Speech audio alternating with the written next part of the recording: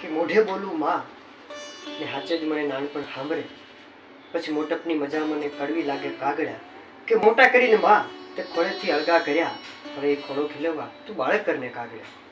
માં શબ્દમાં જ આખું બ્રહ્માંડ છુપાયેલું છે. કહેવાય છે કે ભગવાનને પણ જન્મ લેવા માટે માની જરૂર પડી છે. તો મા વગર તો ભગવાન ખુદ પણ ભગવાન નથી ને. આપણે તો એક ભગવાનનો અંશ માત્ર છે.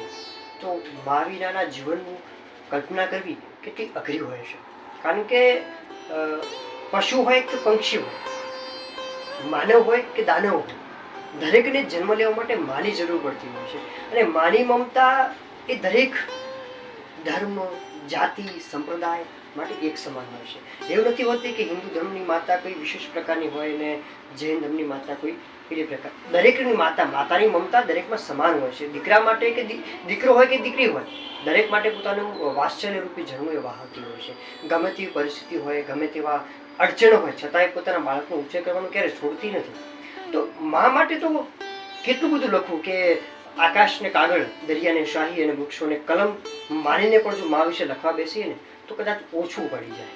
તો એવું છે કે સમય મળે તો યાદ કરી લેજે, સમય મળે તો માને યાદ કરી લેજે, જૂની યાદોને તું તાજી કરી લેજે. જૂની યાદોને તાજી એટલા માટે કરવાની કે આપણા પાછળ માતાએ પોતાની આખી જિંદગી ખર્ચી છે.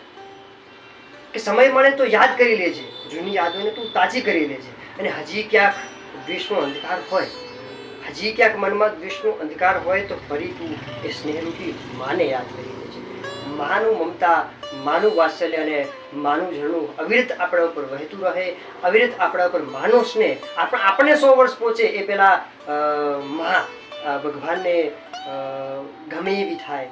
ભગવાન આમ તો ભગવાન અને માં એક જ સમાન છે. કારણ કે બંનેમાં હું અલગ તારવી શકતો નથી. કારણ કે ભગવાનને મેં જોયા નથી, મેં ભગવાને ક્યારે પ્રત્યક્ષ જોયા નથી, આપણે કોઈ ભગવાનને પ્રત્યક્ષ નથી જોયા. પણ માં રેગ્યુલર દરરોજ આપણે પ્રત્યક્ષ આપણે નરી આંખે જોઈ શકીએ છીએ. એના ગુણોને, એના ઉપકારોને આપણે નિહાળી શકીએ છીએ, અનુભવી શકીએ છીએ. એટલા માટે પૃથ્વી પરનો પહેલો ભગવાન કોણ છે? તો આપણી માં છે. તો આજના દિવસે આપણી માને આપણે શુભેચ્છા જરૂર પાઠવવી જોઈએ ને. માના વખાણ તો કરવા જોઈએ, પણ માના વખાણ અંતમાં એ સાથે કરી શકાય એ જ પેલી પંક્તિ કે મોઢે બોલું માં તો મને હાચે જ નાનપણ સાંભળે, પછી મોટપની મજા મને કડવી લાગે કાગડા, કે મોટા કરીને માં તે ખોળેથી અળગા કર્યા, હવે ખોળો ખીલવા તું બાળક કરને કાગડા.